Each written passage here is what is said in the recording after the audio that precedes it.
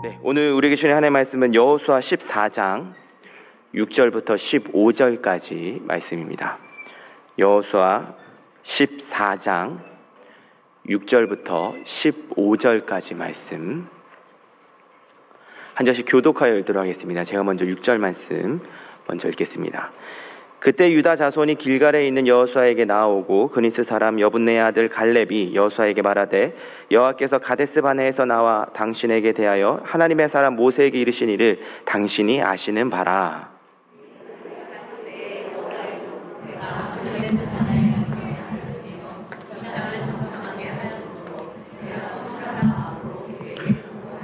나와 함께 올라갔던 내 형제들은 백성의 감담을 높게 하였으나 나는 내 하나님 여호와께 충성하였으므로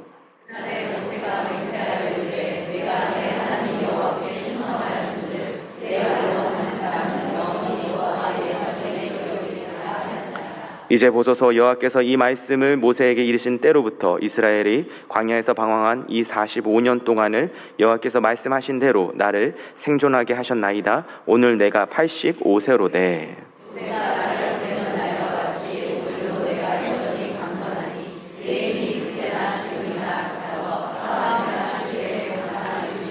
그날에 여호와께서 말씀하신 이 산지를 지금 내게 주소서. 당신도 그날에 들으셨거니와 그곳에는 아낙 사람이 있고 그 성읍들은 크고 견고할지라도 여호와께서 나와 함께 하시면 내가 여호와께서 말씀하신 대로 그들을 쫓아내리이다 하니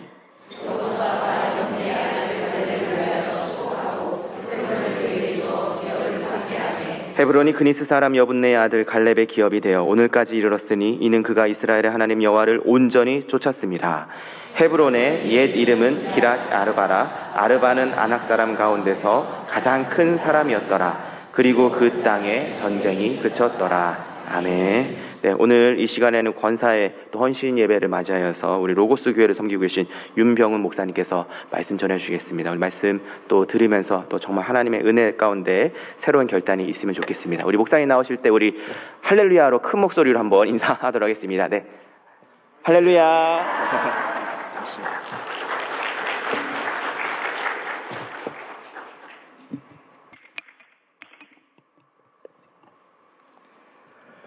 반갑습니다.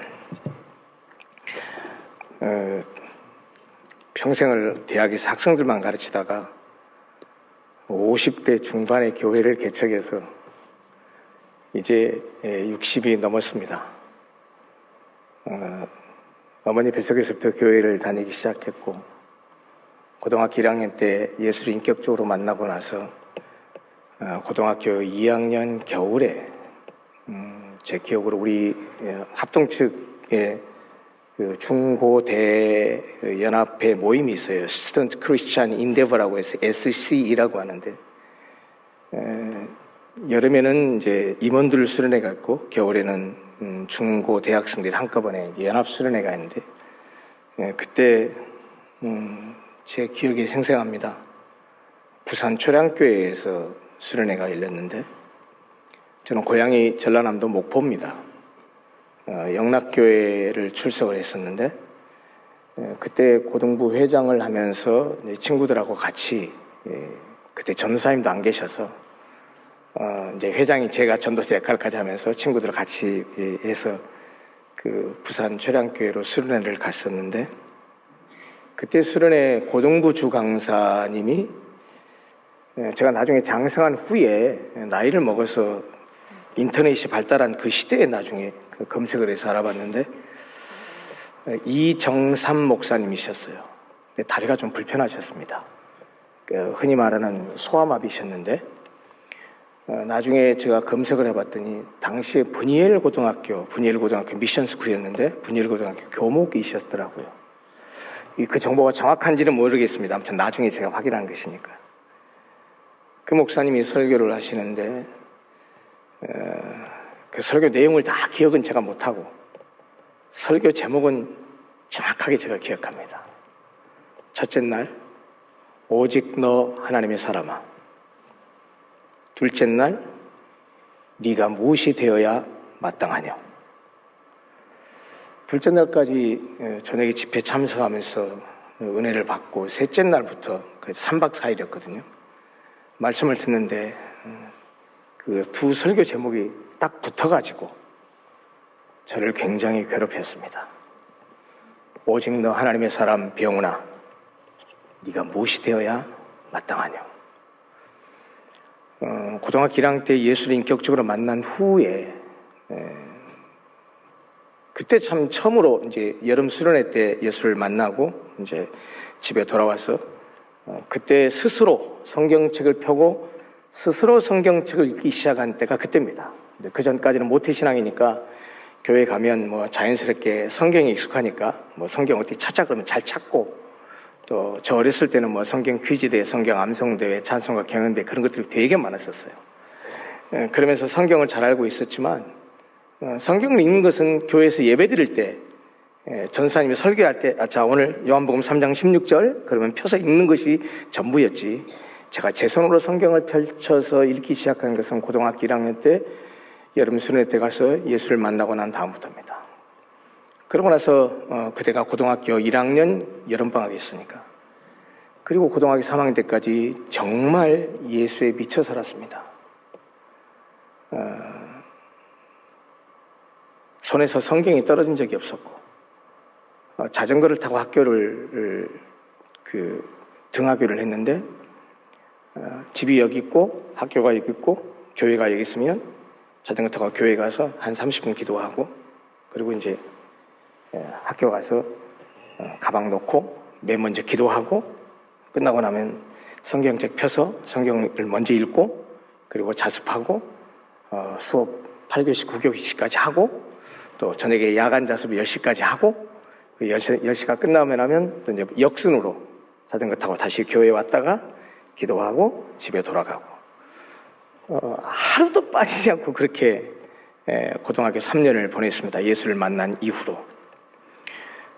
그러고서 고등학교 2학년 때 아까 말씀드린 대로 오직 너 하나님의 사람 병훈아, 네가 무엇이 되어야 마땅하뇨 라는 그런 도전을 그 부산 초랑교회에서 있었던 우리 합동 측 SC 연합수련회 때, 그때 마지막 날 그 이정선 목사님이 셋째 날 설교하시면서 당신께서 이제 장차 자라서 이 한국 사회를 짊어지고 갈 그 젊은이들이잖아요. 고등학생들이니까. 나중에 사업가가 될 사람, 의사가 되고 싶은 사람, 교육가가 되고 싶은 사람, 뭐 이러면서 그걸 원하는 사람 손들어라. 손들면 다 자리에서 일어나게 하고 목사님이 위에서 축복 기도를 해주셨어요. 그러는 가운데, 여러분 가운데 하나님의 종이 돼서 목사가 돼서 하나님께 영광 돌기를 원하는 사람 자리에서 일어나라고 하는데, 제가 어린 나이도 아니고 철없던 때도 아니었는데 정말 스프링 튀듯이 자리에서 일어나서 하나님께 두 손 들고 서원하고, 그리고 목사님께서 축복기도 해주시고, 그러면서 마음에 하나님을 위해서 살아야 되겠다라는 마음을 그때부터 가졌습니다. 근데 제가 목사가 된 것은 40대 때 됐습니다. 대학에 들어가고 나서 제가 제 스스로도 용납이 안 되는 하나님 앞에 죄인이라는 사실을 깨닫고 나서, 이런 죄인이 목사가 되는 것은 목사를 능멸하는 것이고 하나님의 사역자들을 욕먹이는 것이다라는 그런 생각이 들어서 목사가 되는 것을 포기했습니다. 왜냐하면 나는 자격 미달. 그런데 마음속에 있는 인생을 주님을 위해서 살고 싶은 그런 마음, 그리고 예수께서 십자가상에 대신 못 박혀 죽으셔서 나를 사망에서 생명으로 옮겨주셨고, 그리고 그 주님의 은혜 때문에 내가 하늘나라의 백성, 하나님의 백성이 돼서 이 땅을 하나님의 백성으로 살아가는데, 바울이 고백했던 것처럼 살아도 주를 위하여, 죽어도 주를 위하여, 살든지 먹든지 하나님의 영광을 위해서 살아야 한다는 그런 의식은 사라지지 않았습니다. 그러니까 예수님이 인격적으로 만나서 그런지 모르지만, 그리고 고등학교 3년 동안에 성경을 한 제가 정확하게 세보질 않았는데 한 20-30독은 했던 것 같아요. 그러면서 말씀이 제 안에 들어오고 나서 그런지 모르지만 인생이 무엇인지 제가 좀 일찍 철들었나 봐요. 인생이 무엇인지, 무엇을 위해서 살아야 되는지, 어떤 삶이 가치 있는 삶인지 하는 것들을 고등학교 때 많이 생각을 하고, 내 배를 채우기 위한 삶은 살지 말아야 되겠다.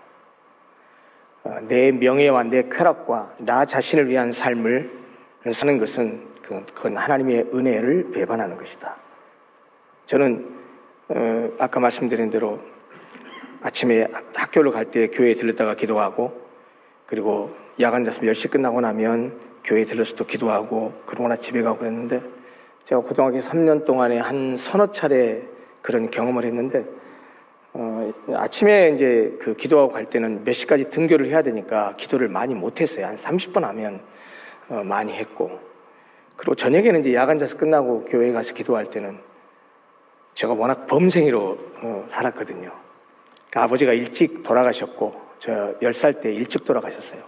호르몬이 밑에서 컸는데, 제가 항상 범생이처럼 그렇게 살았기 때문에 제가 늦게 들어가더라도 어머니가 걱정을 안 했어요.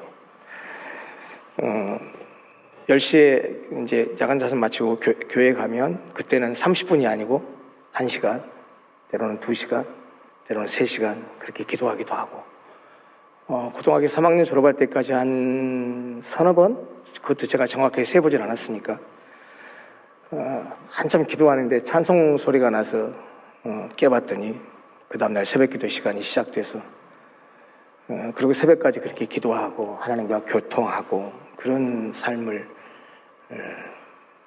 청소년기, 고등학교 시절에 그런 하나님의 은혜 가운데 살았습니다. 그래서 그런지 모르지만 인생을 살아가는 방향과 목적과 목표가 무엇인지를 누가 가르쳐주지 않았지만 성경을 통해서 분명하게 인식하게 됐고, 내 인생은 내 것이 아니고 주님의 것이요, 내가 가진 모든 것은 하나님의 것이요, 그러기에 내 인생은 하나님께 드리는 것이 마땅하다는 의식 속에 살았는데, 목사가 되려고 했던 그런 생각들은 계속 가질 수가 없었습니다. 왜냐하면 목사는 아무나 되는 것이 아닌데, 나 같은 죄인이 되는 것은 수치스러운 것이다라고 생각을 하고 목사기를 포기했어요. 그리고 사실 제가 그 전공이 철학을 했거든요. 전 철학의 T자도 몰랐습니다. 신학을 하기 위해서 대학을 갔다가 처음에 저는 역사를 공부하고 싶었는데, 그때 이제 계열별 모집이었어요.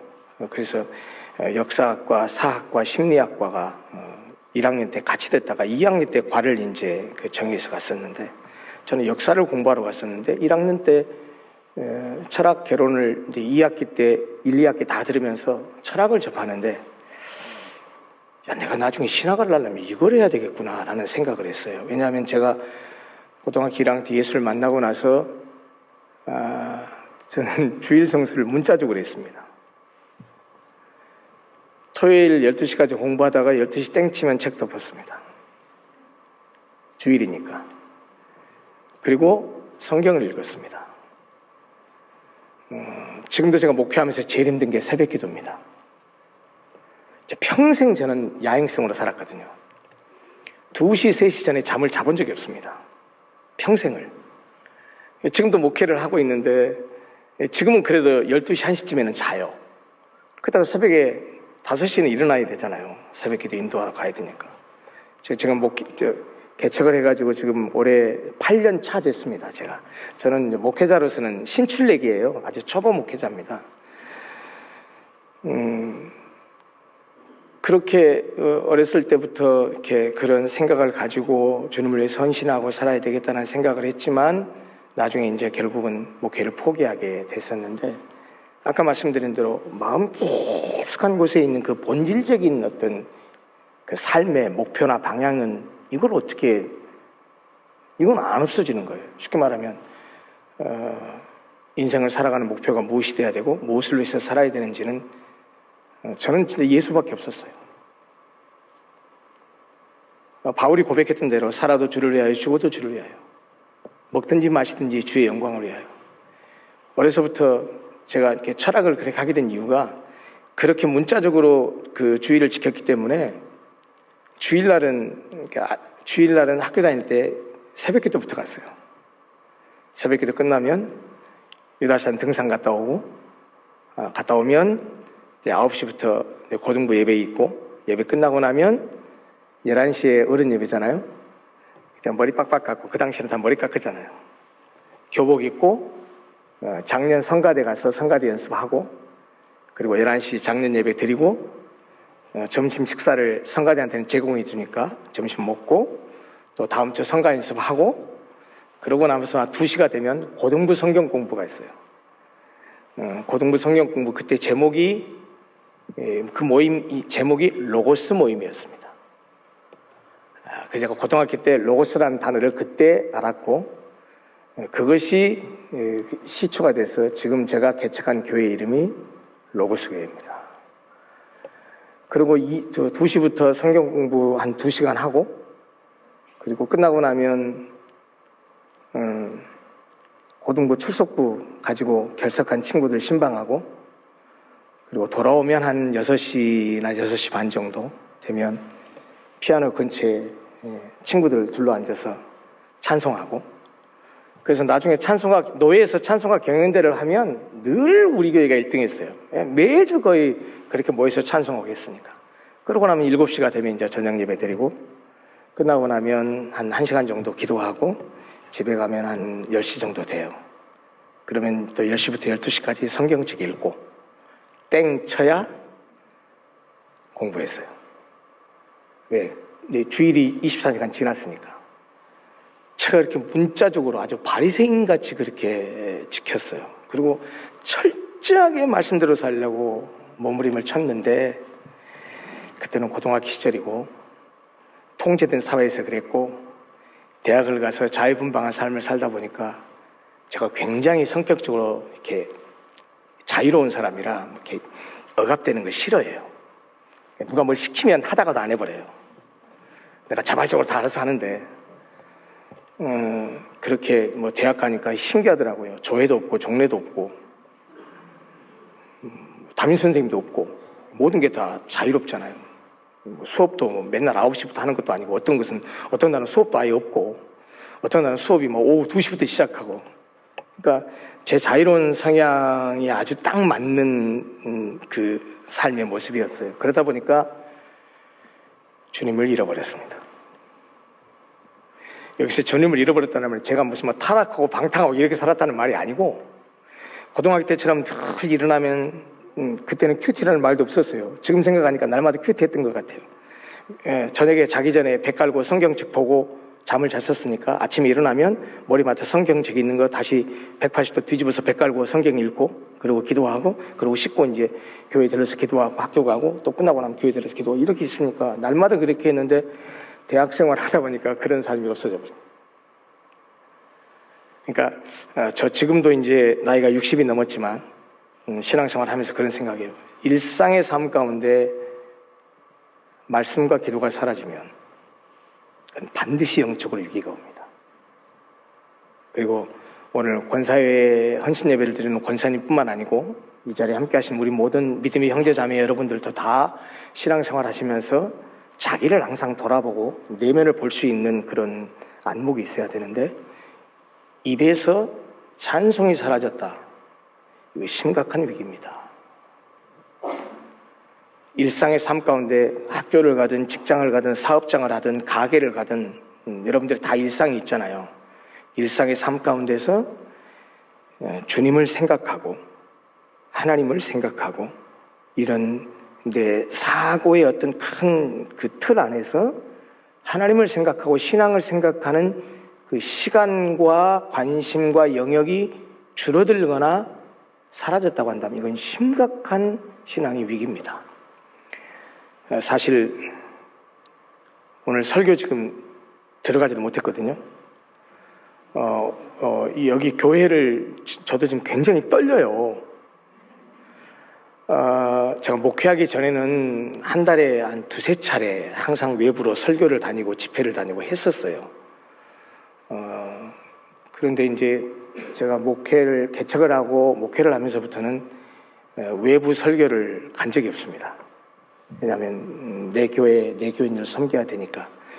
제가 지금 개척한 교회는 아주 손바닥만 해요. 여기 와보니까 으리으리하고 그냥 저 굉장히 지금 당황스럽습니다. 너무 공간도 넓고 교인들도 많고. 우리 교회는 애들, 꼬맹이들까지, 갓난 아이까지 다 포함해서 얼마 전에 총회에서 교세 보고하라 그래서 다 조사해서 입력하다 보니까 알게 됐는데 한 120명 정도 됩니다. 아주 이제 싹이 돋아서 자라나는 그런 교회인데, 그러다 보니까 사실 설교를 어떻게 해야 될지도 모르겠고, 왜냐하면 우리 교회에서 우리 교인들한테 설교할 때는 제 루틴한 설교 방식이 있으니까. 그런데 더군다나 헌신 예배고, 그래서 사실은 오늘 여호수아서 14장 6절에서 15절까지의 여호와께 충성이라는 제목으로 말씀을 내가 전하기는 전할 텐데, 사실 오늘 와서 우리 담임 목사님 그리고 우리 부목사님하고 좀 일찍 와서 식사하고 교제하고 이러면서 좀 좋은 시간을 가졌어요. 근데 사실 저는 담임 목사님을 처음 뵙습니다. 우리 노진철 목사님은 30여 년 가까이 전에 제가 대학에 강의 갔을 때, 그때 제 강의를 들었던 학생이었어요. 근데 벌써 한 30년이 지났더라고요. 그 이후로도 그래서 다행히 SNS라는 게 있어서 소통하고 지내다가 30여 년 전에 대학 강의실에서 보고 30년 만에 오늘 얼굴 처음 봤습니다. 아마 우리 목사님도 저를 보고 많이 당황했을 거고, 왜냐하면 그때 제 모습이 이러지 않았거든요. 아마 제가 그때는 모르겠어요. 30대 초반이었으니까. 상상을 해보세요. 지금은 이제 60대 초반이 됐으니까. 우리 목사님도 옛날 모습이 있는데 이제는 주름도 자글자글 하시고 같이 늙어가고 있더라고요. 그러고 이제 우리 담임 목사님하고도 좀 이런저런 교제를 하고 그랬는데, 바깥에서 보던 예배당하고 여기 딱 현장에 들어오니까 많은 느낌이 드네요. 그리고 사실 저는 오늘 권사님들 특송할 때 뒤에서 참 마음이 너무 따뜻했습니다.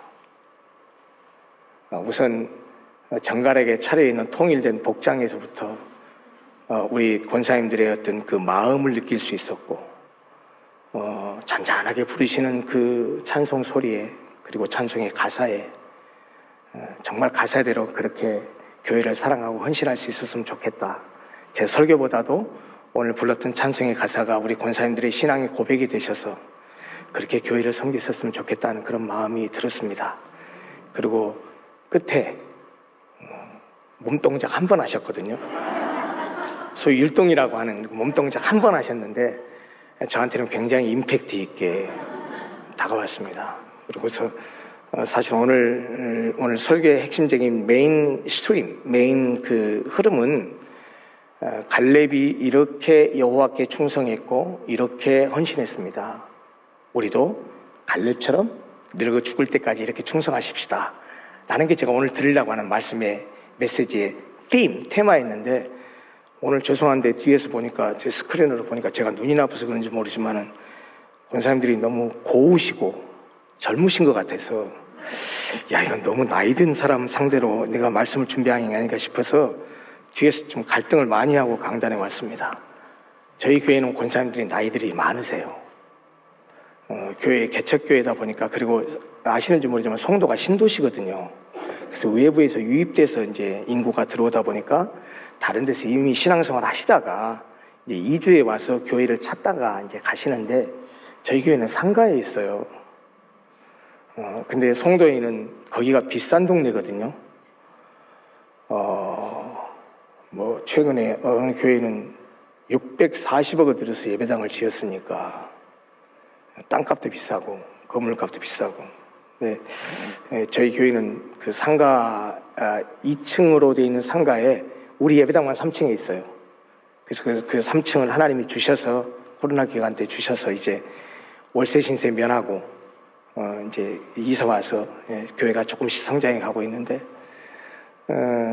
그래서 사실 오늘 우리 권사님들께 어떤 말씀을 좀 드려야 되나 고민하다가 좀 주제를 조금, 이 본문을 하되 좀 주제를 좀 선회해서 말씀을 드려야 되겠다는 생각이 듭니다.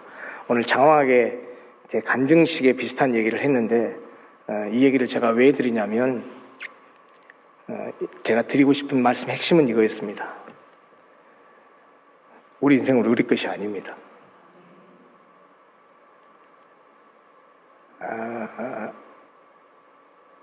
우리는 교회에서 가끔 이제 한자말로 이런 말을 많이 쓰죠. 대속, 구속이라는 말을 많이 쓰는데 다 한자 표현이잖아요. 대속, 구속 했을 때 속자는 한자로 갚을 속자입니다.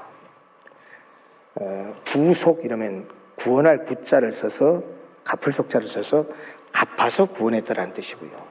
대속 그러면 대신할 대자거든요. 대신 갚았다는 거죠.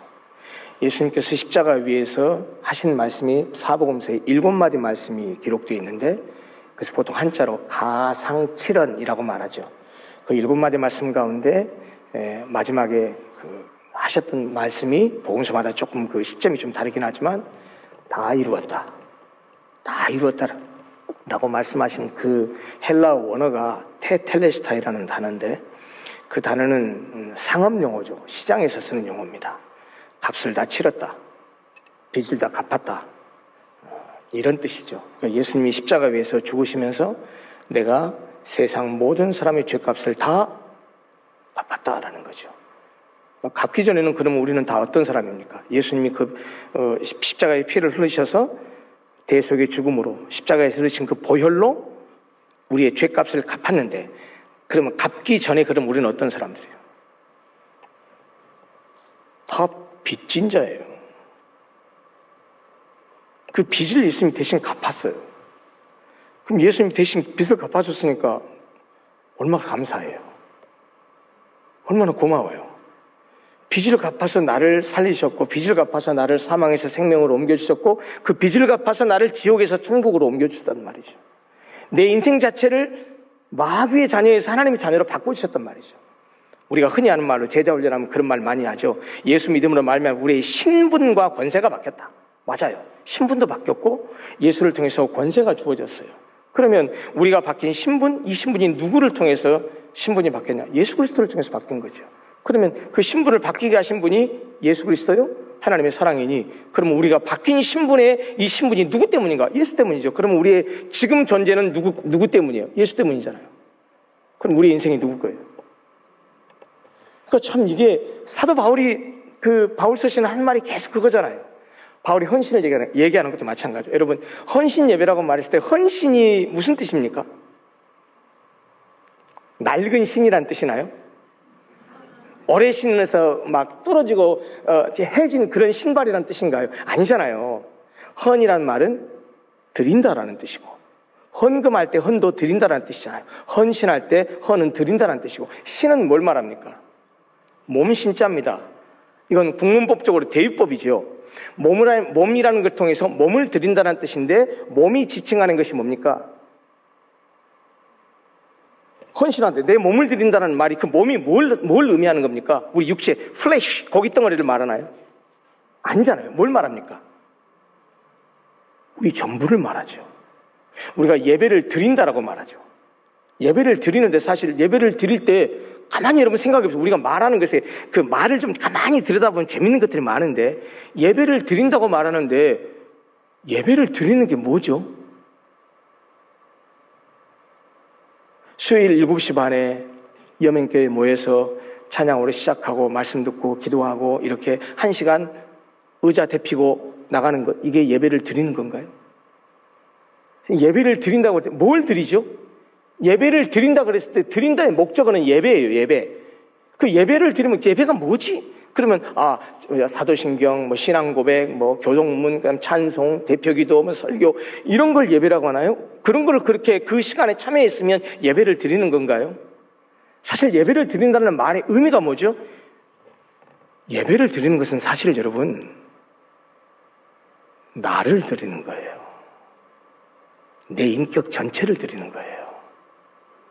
사실 예배학적으로 말하자면 신학적으로 말해서 예배학적으로 말하면 예배에는 크게 2가지 요소가 있습니다. 크게 2가지 요소가 있어요. 하나는 하나님이 우리에게 주시는 요소가 있고 하나는 우리가 하나님께 드리는 요소가 있어요.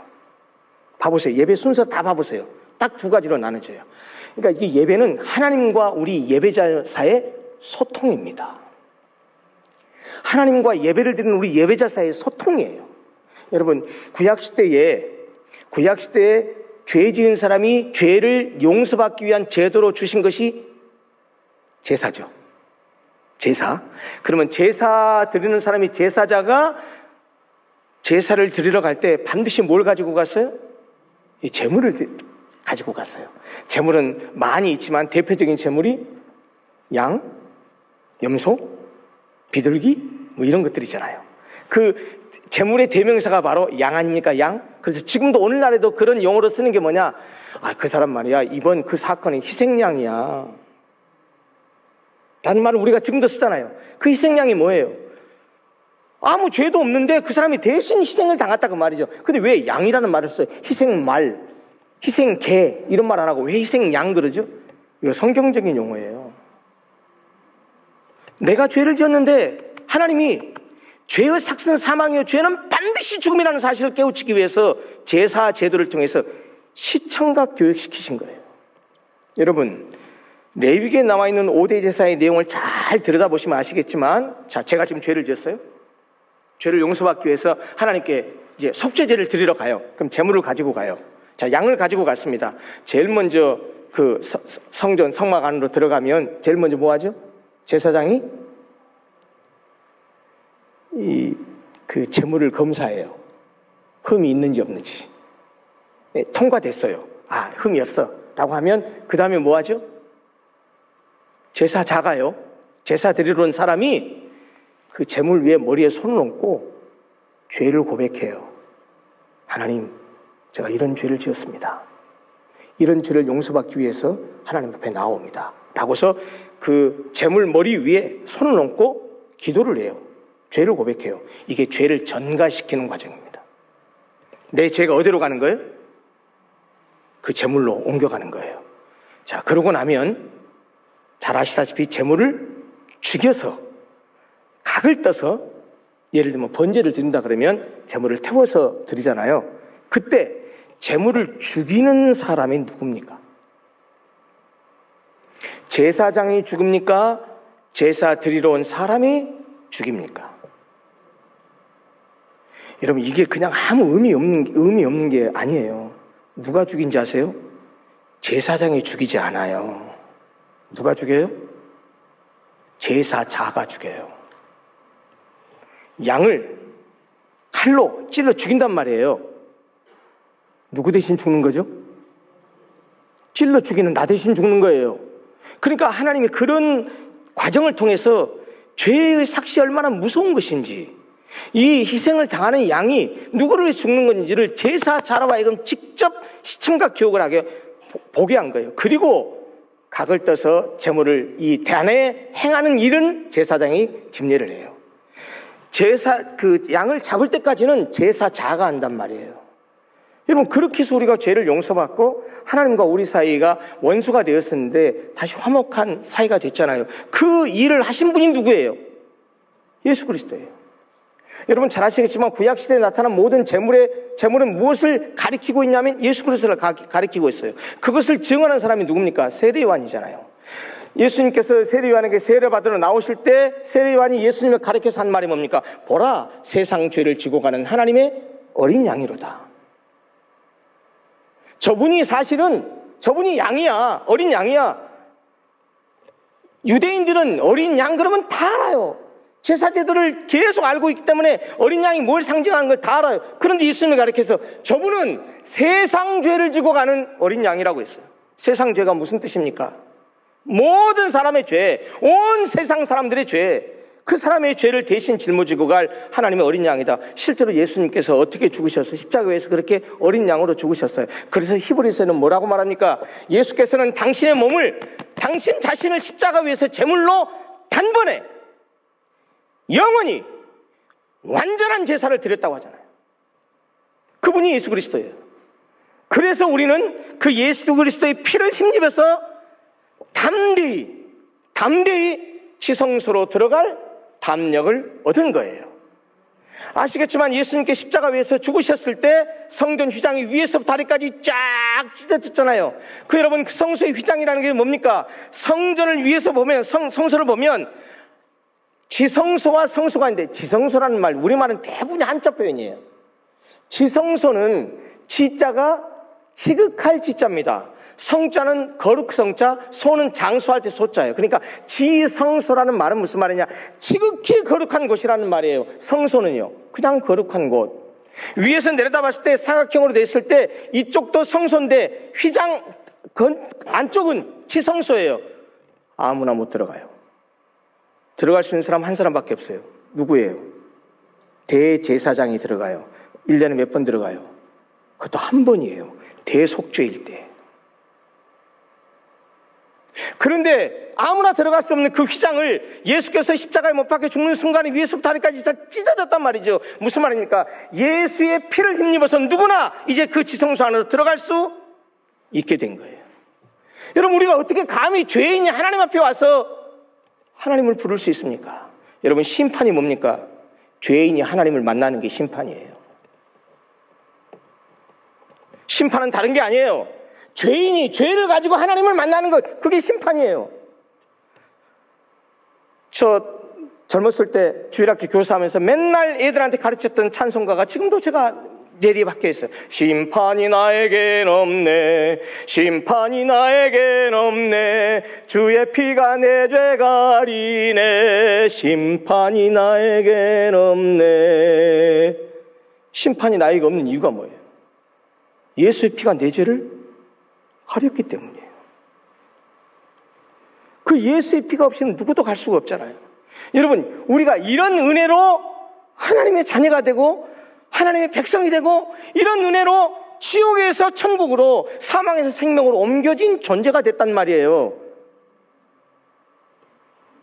여러분, 이렇게 되려면 얼마 정도 값을 지불하면 될까요? 한 5억? 한 10억? 한 100억? 어떤 값을 치러도요, 하나님이 우리를 구원한 그것은 값으로 치를 수가 없어요. 여러분, 성경에 값없는 은혜 그러니까 값이 없다 그러니까 이게 영어 단어는 priceless라는 단어인데요. 이 말을 사람들 오해해가지고 값없는 은혜 그러니까 하찮은 은혜 이렇게 생각하는데 그 말이 아니에요. 값없는 은혜라는 말은 값으로 환산할 수 없는 은혜라는 말이에요. 값어치가 없는 은혜라는 말이 아니고 값으로 환산할 수 없는 은혜라는 거예요. 여러분, 왜 우리가 여호와께 충성해야 될까요? 제가 아까 제 간증을 잠깐 했죠. 저는 고등학교 때 그 어린 나이에 예수를 믿고 나서 예수를 인격적으로 만나고 나서 날마다 등하굣길에 교회 가서 기도하는데 기도할 때마다 하나님 아버지라고 부르면 하나님께서 늘 제 마음가운데 세미한 음성으로 이렇게 말씀하셨어요. 그래, 사랑하는 아들아, 내가 너를 사랑한다. 내가 너를 너무 사랑해서 내 아들 예수를 네 대신 십자가상에 못 박혀 죽게 했다. 내가 기도만 하려고 그러면 하나님이 큰 낙을상 그런 마음에 그렇게 세미한 음성으로 하나님의 사랑을 다시 확인시켜 주셨어요. 그럴 때마다 제가 어린 나이에 고백한 게 뭔지 아세요? 하나님 감사합니다. 하나님 감사합니다. 그러고서 그 어린 나이에 숙제가 뭐냐? 그러면 나는 어떻게 살아야 되지? 분명히 예수님이 나를 위해서 십자가상에 못 박혀 죽으시고 그래서 나를 구원하신 것이 분명한데, 그래서 내가 구원받은 하나님 백성이 됐는데 내가 더 이상은 마귀에게 속해 있는 공중권세 잡은 자의 자녀가 아니고 이제는 천지를 말씀 한마디로 창조하신 저 전능하신 하나님의 자녀가 됐는데, 그럼 나는 어떻게 살아야 되지?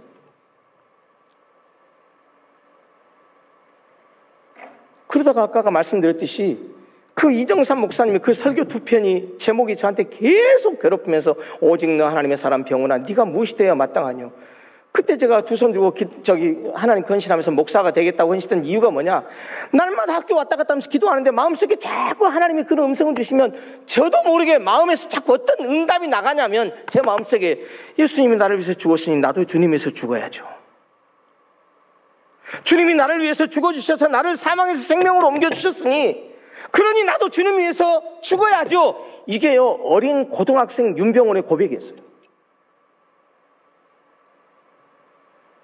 여러분, 헌신이라는 거 이거 해도 되고 안 해도 괜찮은, 하면 좋고 안 해도 괜찮은, 헌신은 특별한 사람은 하는 것이고 나같이 뭐 이런 사람은 안 해도 되는 거, 이런 게 아니에요.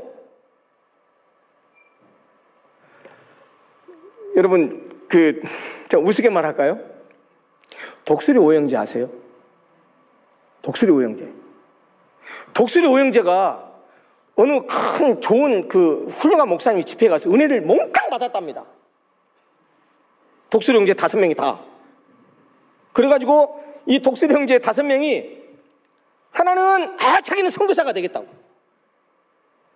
다른 사람은 나 목사가 되겠다고, 다른 사람은 나는 저 아프리카로 가겠다고, 그러면서 5명이 다 하나님의 종이 되겠다고 헌신했어요. 지구는 누가 지키죠?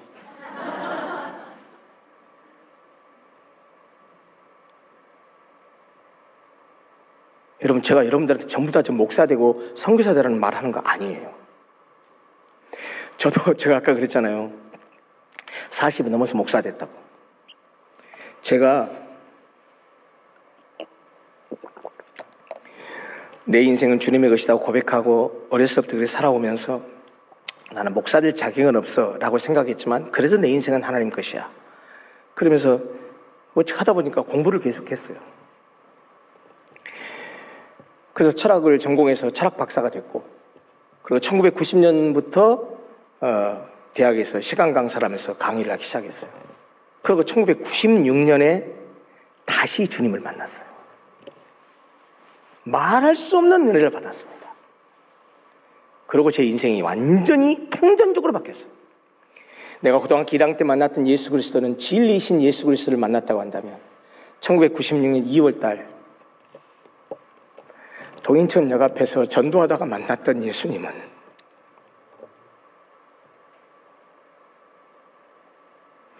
내 삶의 주관자요, 그리고 내 일상성 속에 젖어 있는 그런 주님이었어요. 그리고 96년 2월 달에 예수를 만나고 나서 한 4, 5년 동안 전도에 미쳐 살았어요. 지금 같이 와 있는 우리 집사람하고 제가 딸만 셋이거든요. 큰 놈이 지금 30살 됐고, 둘째가 25, 셋째가 미국 유학 시절에 낳은 늦둥이에요. 저도 우리 어머니가 40에 나셨는데, 제 셋째 딸 늦둥이도 우리 집사람이 40에 낳았어요. 이제 고등학교 3학년이에요. 근데 그때 그 첫째, 지금 30살 된 고놈, 제가 앞에다 포대기로 싸고, 한쪽에다는 우유 가방 들고, 한쪽에 기저귀 가방 들고, 그리고 그 당시에 신혼살림을 안산에서 했습니다. 안산 역전에서 매주 토요일마다 비가 오나 눈이 오나 바람이 부나 집사람하고 둘이 가서 그 오고 가는 사람들에게 전도지 나눠주고, 누구 사람 기다리는 것 같으면 다가가서 복음 전하고, 그러다가 욕도 뒤지게 먹기도 하고 핍박도 많이 당하고, 그러기를 한 4, 5년. 그리고 학교를 강의를 하러 가면 내가 도대체 학교를 내가 철학 강의하러 간 건지 전도하러 간 건지 내 스스로도 헷갈릴 정도로 그렇게 살았어요. 전 이유는 딱 한 가지였습니다. 내 인생은 내 것이 아니다. 주께서 나를 피값으로 나를 값주고 사셨다. 이제는 본문에 대한 내용을 간단히 얘기하고 설교를 마무리하려고 합니다. 저 원고를 이렇게 작성해 왔는데 한 장도 못 읽었어요. 시간이 오래 가면 안 되니까 벌써 8시 반이네요. 제가 오늘 목사님한테 8시 반에 끝낸다고 했는데, 그래도 오늘 본문을 읽었으니까 제가 이 말씀을 통해서 여러분들에게 꼭 드리고자 했던 말을 짧게 얘기하고 마칠게요. 오늘 본문의 주인공은 갈렙이라는 사람이에요. 갈렙이라는 사람은 성경에 자주 나오지 않아요. 그런데 우리가 이스라엘 백성이 출애굽에서 가나안 땅에 들어가는 그 일련의 역사를 보았을 때 다른 어떤 사람보다도 절대로 빼먹지 않고 거론된 사람이 바로 모세의 후계자인 여호수아, 그리고 다른 한 사람 갈렙입니다. 그런데 여러분, 성경 잘 보세요. 갈렙이 성경 전체를 둘러봐도 자주 등장 안 해요. 딱 2번 나와요. 한 번 언제 나오느냐? 바데스 가네아에서 모세가 12지파의 대표 한 사람씩 다 모아서 12명을 가나안 땅 정탐꾼으로 보낼 때, 그때 그 중에 한 사람이 갈렙이었어요. 그리고 정탐하고 왔는데 10명은 뭐라고 말하죠? 가보니까 진짜로 젖과 꿀이 흐르는 땅입디다. 그런데요, 우리 거기 정복 못합니다. 가보니까 이따시만한 체구가 큰 자이언트들이 살고, 안악자손이죠. 그리고 성읍도 견고하고 우리는 절대로 저 가나안 땅을 정복하지 못합니다. 저 난공불락입니다. 10명이 그렇게 보고하죠. 그런데 갈렙이 믿음의 보고를 합니다. 그 10명들이 우리는 죽었다, 우리는 메뚜기와 같다 라고 얘기했는데, 갈렙은 다른 보고를 하죠. 아니다, 오히려 그들이 우리의 먹이다.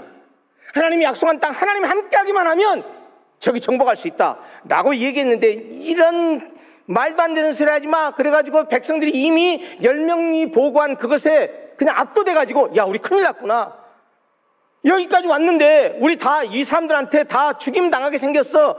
그래서 전부 다 그런 공포감이 가지고 있는데, 갈렙이 엉뚱한 얘기를 하니까 돌로 쳐 죽이려고 했잖아요, 갈렙을. 그 사건 때 한번 나오고요. 그런데 중요한 사실은 뭐냐, 실제로 그렇게 보고를 했지만 나중에 결과는 어떻게 됐어요? 가나안 땅 정복했습니까, 안 했습니까? 했죠. 여러분, 출애굽했을 때 이스라엘 백성들을 숫자로 셌을 때 남자들 장정만 몇 명이었죠? 60만 명. 여기서 남자들 장정이란 말은 무슨 말이냐면, 칼을 들고 싸울 수 있는 20살 이상의 장년을 말해요. 여자는 쪽수에도 못 끼었어요. 남자들 장정만 60만 명에서, 그래서 학자들은 최소 200만 명에서 300만 명 됐으리라고 추정해요. 왜? 자, 남자들 장정이 있으니까 와이프들이 있을 거 아니에요. 2배수 하면 몇 만이에요? 120만. 그 사이에 애 하나만 있으면 뭐예요? 3배수 해보세요. 3, 6, 18, 180만. 애들 2명 있다. 그러면 4, 6은 24, 240만 명이에요. 그 학자들은 200만에서 300만 명 정도는 됐을 거다. 그런데 성경은 남자들 장정만 60만 명이라고 그랬어요. 그 1세대들 중에서 실제로 가나안 땅에 들어간 사람 몇 명이에요? 성경 퀴즈 많이 안 해보셨네. 딱 2명이잖아요. 누구예요? 여호수아 그리고 이 갈렙이에요. 믿음의 보고를 했던 갈렙만 들어갔어요. 정탐꾼 가운데 여호수아와 갈렙만 갔어요. 오늘 이 본문의 내용은 어떤 내용이냐면, 자, 가나안 땅에 들어가서 정복 전쟁을 합니다. 여호수아를 장군을 필두로 해서 2년 정도 정복 전쟁을 한 다음이에요. 가나안 7족속을 물리치고 이제 정복 전쟁을 한 다음에, 오늘 성경, 여러분 성경 보세요. 우리가 14장 6절부터 봤는데 1절부터 5절 내용을 보면 요단강 서편, 이것을 땅을 분배하는 내용이라는 내용이 나와요. 여러분 이스라엘 지도를 보세요. 그러면 이스라엘은 남북으로 긴 땅이잖아요. 중간에 강이 하나 지나가요. 그 강이 이름이 뭐예요? 그 요단강이에요. 자, 60만 명이 출애굽했는데 실제로 가나안 땅을 들어간 사람은 1세대 가운데는 딱 2명 들어갔다니까요. 나머지는 누가 들어갔냐? 그들 60만 명은 다 광야에서 엎드려 죽었어요. 히브리서는 뭐라고 말하느냐? 그들이 죽은 이유가 한 가지입니다. 뭐 때문에 죽었죠? 히브리서 기자가 뭐라고 말해요? 불순종해서 죽었어요.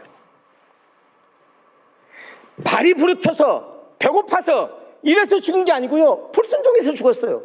그리고 가나안 땅에 들어간 사람은 누가 들어갔냐? 출애굽에 있었던 2세대들, 그리고 광야 40년 동안 태어난 2세대들이 들어간 거예요. 1세대들은 다 죽고 여호수아 갈렙 2사람만 들어갔단 말이에요. 자, 여호수아하고 갈렙 가운데 두 사람이 들어갔는데 여호수아는 모세의 후계자가 됐어요. 그래서 모세가 죽은 이후로 이스라엘 백성들을 진두지휘해서 가면서 성경 곳곳에 여호수아에 대한 기록이 가득 차요. 근데 갈렙은요, 가나안 땅 정탐한 기사 이후로 등장하질 않아요. 그랬다가 어디 등장하냐? 오늘 본문에 등장해요. 가나안 땅에 들어간 다음에 2년 동안의 정복전쟁을 거친 다음에 이제 이스라엘 12지파에게 땅을 분배합니다. 물론 레위 지파는 땅을 분배 안 했지만 이스라엘 지파들에게 땅을 분배하는데, 분배할 때 어떤 기준을 했냐? 서로 싸울 수 있잖아요. 좋은 땅 차지하려고 하니까 그러지 말고 이제 형제들 순서가 있잖아요. 그 순서에 맞춰서 와서 그 지파의 대표자가 제비 뽑는 거예요. 제비 뽑는데 오늘 본문의 갈렙이 유다 지파의 대표들과 가서 갈렙이 나가서 여호수아에게 이 땅 주세요 라고 지금 땅 달라고 요청하는 장면이에요. 근데 그 땅 이름이 뭐냐? 얘기하는 도중엔 안 나와요. 저 본문 저 끝에 가서 뭐라고 말하느냐? 13절에 여호수아가 여분네 아들 갈렙을 위하여 축복하고 헤브론을 그에게 주어. 그래서 그 땅이 헤브론이구나 라는 것을 알게 해요. 여러분 이 찬송 많이 부르셨죠? 이 산지를 내게 주소서. 이 찬송 많이 하죠? 보통 목사들이 예배당 지을 때 많이 써먹는 찬송이에요. 그런데 그 찬송의 가사가 이 본문에서 나온 거예요. 갈렙이 이 산지를 달라고 했어요. 산지예요, 평지예요? 여러분 먹고 살려면 산지가 좋아요, 평지가 좋아요? 산지 달래요. 여러분 여호수아와 갈렙은 60만 명 가운데 가나안 땅에 들어가게 된 혁혁한 가나안 땅 입성하는데 혁혁한 공을 세운 사람이에요. 여호수아는 모세의 후계자가 되어서 지도자로 왔고, 갈렙은 성경에는 기록되지 않았지만 아주 특별한 공을 냈어요. 그러니까 여호수아 앞에 가서 여호수아, 이제 우리 지파에게는 가장 좋은 땅 주세요 할 만해요. 제비 뽑는데 나는 좀 특별하게 해주세요 이렇게 할 만해요. 그런데 헤브론 산지를 달라고 하는데, 여러분 헤브론 산지라는 게 어떤 산지였냐? 그 얘기를 하면서 지금 옛날 얘기를 갈렙이 해요. 본문에 무슨 내용을 하냐면 이렇게 말해요. 보세요. 여분네 아들 갈렙이 여호수아에게 말하여 뭐라고 말하냐? 이렇게 말해요. 여호와께서 가데스 바네아에서 나와 당신에게 대하여 하나님의 사람 모세에게 이르신 일을 당신이 아시는지라. 무슨 말이냐면 당신도 나랑 같이 정탐하러 갔었잖아.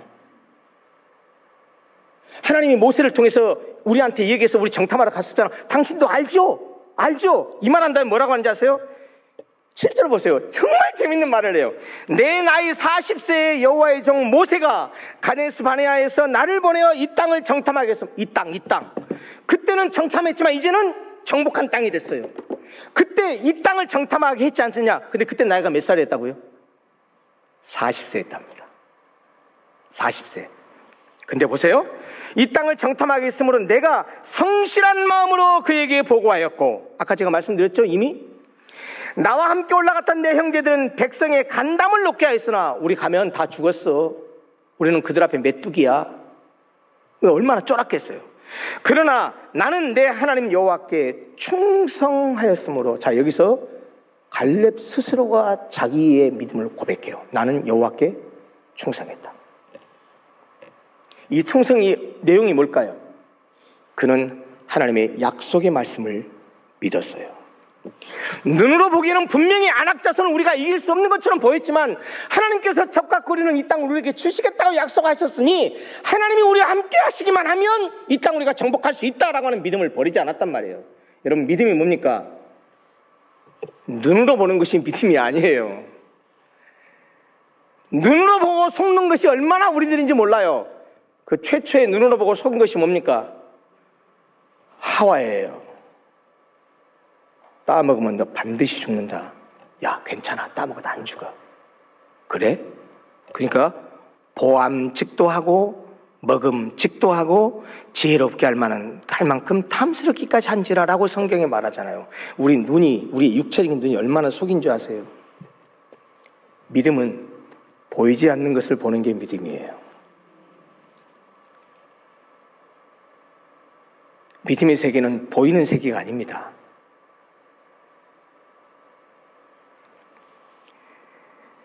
자기는 그런 하나님께서 약속한 그 언약을 붙들었다. 나 그 언약 붙들고 하나님께 충성했다. 여호와께 충성했다라고 고백해요. 그 다음 말이 더 재밌어요. 9절. 그날에 모세가 맹세하여 이르되, 자 10명의 보고하는 사람들과 이 2명의 믿음의 보고를 하는 사람들에 대해서 모세가 이 2명에 대해서 뭐라고 말했냐? 그날에 모세가 맹세하여 이르되 네가 내 하나님 여호와께 충성하였으니, 무슨 말입니까? 모세가 갈렙이 여호와께 충성했다는 사실을 인정했단 말이에요. 그랬은즉 네 발로 밟는 땅은 영원히 너와 네 자손의 기업이 되리라 그렇게 말씀하셨잖아요. 당신도 아시죠? 여호수아 역사의 현장에 있었잖아요. 다 아시잖아요. 그러면서 10절에 이렇게 말합니다. 이제 보셔서, 자, 몇 년 전 얘기를 했죠? 자그마치 45년 전 이야기를 한 거예요. 갈렙이. 이제 보소서, 여호와께서 이 말씀을 모세에게 이르신 때부터 이스라엘이 광야에서 방황한 이 45년 동안을 여호와께서 말씀하신 대로 나를 생존하게 하셨나이다. 내가 그때 40세였는데 하나님이 나와 함께 하시겠다고 복주시겠다고 약속했는데 광야에서 45년 동안 헤맸어요. 사실 실제로 광야 40년, 지금 들어와서 가나안 땅을 막 정복하고 이런 기간을 포함해서 45년이라고 말하는 거예요. 그러니까 지금 갈렙이 몇 살이죠? 85세입니다. 85세 됐어요. 이렇게 나를 생존하게 하였나이다. 오늘 내가 85세로 돼. 그 다음 말이 정말 기가 막힌 고백을 합니다. 저는 이 말씀을 묵상할 때마다 하나님, 나도 갈렙처럼 살게 해주십시오 라고 제가 마음에 그런 간구를 합니다. 그 다음에 뭐라고 앉으세요? 11절. 모세가 나를 보내던 날과 같이 몇 년 전 얘기를 하는 거예요? 45년 전. 몇 살 때? 40살 때. 그날같이 오늘도 내가, 오늘은 지금 몇 살? 85살. 오늘도 내가 여전히 강건하니 내 힘이 그때나 지금이나 같아서 싸움이나 치료에 감당할 수 있으니 그날의 여호와께서 말씀하신 이 산지를 지금 내게 주소서. 이 산지를 내게 달라고 하는 말이요, 이런 배경에서 나온 거예요. 나 지금 85세 노인 됐습니다. 그러나 45년 동안 하나님께서 은혜 주셔서 지키셨으니 그때나 지금이나 나 힘이 있습니다. 그러니 이 정복하기 힘든 이 산지, 이 헤브론 산지 다른 사람한테 주지 말고요, 나한테 주십시오. 우리 지파에게 주십시오. 우리가 정복하겠습니다. 이 정복하기 힘든 이 헤브론 산지 우리에게 주십시오. 다른 지파에게는 평지 좋은 땅 주십시오. 우리가 이 산지 정복하겠습니다. 이 말입니다.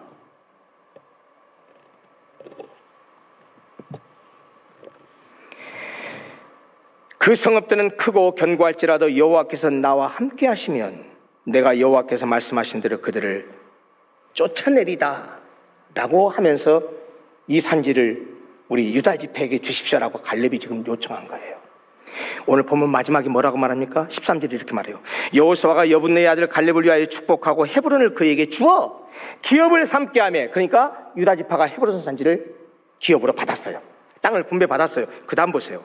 헤브론이 그니스 사람 여분네의 아들 갈렙이 기업이 되어 오늘까지 이르렀으니 이는 그가 이스라엘의 하나님 여호와를 온전히 쫓았습니다. 몇 년 동안 쫓았어요? 85년 동안. 15절. 헤브론의 옛 이름은 기랏 아르바라. 아르바는 아낙 사람 가운데서 가장 큰 사람이었더라. 그리고 마지막 절 마지막 구분에 이렇게 말해요. 그리고 그 땅에 전쟁이 그쳤더라. 정복전쟁 완수했다는 얘기예요. 오늘 우리 권사님들한테 이 갈렙의 신앙, 오늘 제가 설교 제목으로 잡은 여호와께 충성이라는 말씀을 꼭 드리고 싶습니다. 우리 권사님들, 저는 여러분들이 나이가 얼마나 되는지 잘 몰라요. 아마 40대인 분이 계실지도 모르고, 법적으로 가능합니다. 권사가 아마 45세죠. 50대일 수도 있고 60대일 수도 있고 70대이신 권사님이 계실지도 몰라요. 제가 감히 여러분들에게 도전합니다. 85세가 안 되셨으면 나 힘없어서 못하겠어. 나 늙어서 못하겠어. 나 좀 빼줘. 나 할 만큼 했어. 이런 말은 하지 마시기 바랍니다. 갈렙은 몇 살까지? 85살까지 이때까지 뭐라고 하면 나 지금까지 여호와께 충성했고 온전히 쫓았다. 그리고 그때나 지금이나 나 기력이 똑같습니다. 그러니 평지 말고 산지 주십시오. 우리가 정복할게요. 얼마나 멋있습니까? 얼마나 멋있습니까? 그리고 제가 갈렙이 진짜 멋있는 다른 하나의 이유. 우리 사회는 1등만 기억하는 더러운 사회거든요. 갈렙은 영원한 2인자였습니다. 질투할 만하고 배 아래 뒤틀려서 땡깡 부리고 파터놓고 이럴 만한데 이 85세 이 노령의 나이에도 여호수아 앞에 와서 평지 말고 이 안악 자손이 사는 이 견고한 성읍인 함락시키기 어렵고 정복전쟁에서 이기기 어려운 이 산지 주십시오. 얼마나 멋집니까? 그 말은 뒤집어서 말하면 좋은 땅 누구 주십시오? 다른 형제들 주세요. 이 산지는 우리 주십시오. 멋지지 않습니까? 저는 이런 사람들이 많을수록 하나님의 나라는 더 든든히 세워지고, 이런 헌신된 여호와께 충성하는 이런 하나님의 일꾼들이 많을수록 교회는 든든히 세워진다고 믿습니다. 저는 그 역할을 우리 여명교회 권사회에 속한 많은 권사님들이 모범적으로 감당해 주셨으면 좋겠습니다. 저는 어려서부터 모태신앙을 자라면서 권사라는 말을 들으면 저한테는 이미지가 있어요. 저도 지금 60이 넘어버렸지만 권사 그러면 저한테는 이미지가 있어요. 우리 어머니도 권사님이셨어요. 어머니에 대한 많은 기억이 있지만 제가 가장 잊지 못하는 기억은 공부하다가 제가 지쳐서 그냥 자면 어머니가 불을 끄시고 그리고 제 머리맡에서 기도를 하셨어요. 제가 어떻게 알았냐? 배 깔고 누워서 공부하다가 잠을 잤으니까 잘라고 잔 게 아니잖아요. 그러니까 중간에 깬다고요. 깨서 이렇게 일하면 캄캄해요. 근데 머리맡에서 뭔가 뭐 중이 연불하듯이 쿵시렁쿵시렁 뭐라 해요. 그거 보면 어머니가 제 머리맡에서 그 시커먼 방에 엎드려서 기도하시는 모습을 제가 여러 차례 봤습니다.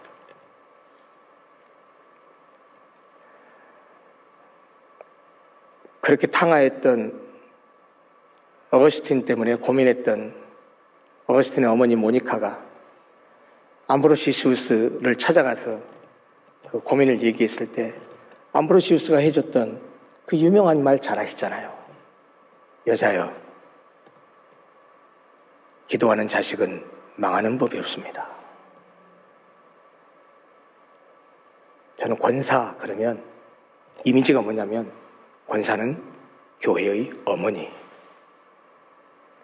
교회의 어머니라는 말의 의미는 교인들을 품고 사랑하고 감싸주고 그리고 교회를 위해서 기도하시는 그런 이미지가 저한테는 고정이 되어 있어요. 그래서 저는 권사님들을 보면 항상 그런 시각으로 봅니다. 우리 여명교회 권사님들 여러분, 여러분들이 여명교회의 영적인 어머니시들입니다. 그 어머니 역할을 잘 감당하셨으면 좋겠어요.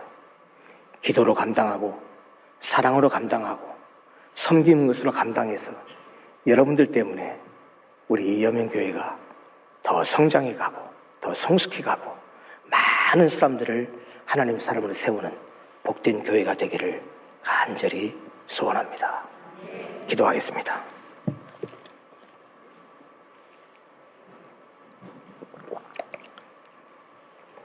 하나님 아버지 감사합니다. 우리가 우리 것이라고 주장할 수 있는 것이 무엇이 있겠습니까? 주님은 피 한 방울까지 아끼지 아니하고 다 흘려주셔서 우리를 죄에서 구원해 주셨고, 그래서 우리가 하나님의 자녀가 되고 사망에서 생명으로 옮겨졌고 공중 권세 잡은 자의 자녀에서 천지를 말씀 한 발에 창조하신 하나님의 자녀가 되었습니다. 바울이 고백했던 것처럼 살아도 주를 위하여 죽어도 주를 위하여 먹든지 마시든지 하나님의 영광을 위해서 살아가는 저희들이 되게 하여 주시고, 특별히 우리 여명교회 권사님들, 교회의 어머니로서 기도의 어머니들이 되게 하시고 사랑의 어머니들이 되게 하시고 섬김과 봉사와 희생과 배려하는 어머니들이 되게 해주셔서 우리 권사님들 때문에 우리 여명교회가 더욱더 성장하고 성숙하고 발전하고 하나님의 나라로 아름답게 세워질 수 있도록 우리 모든 권사님들 가운데 은혜와 복을 내려 주시옵소서. 예수 그리스도 이름으로 기도합니다. 아멘.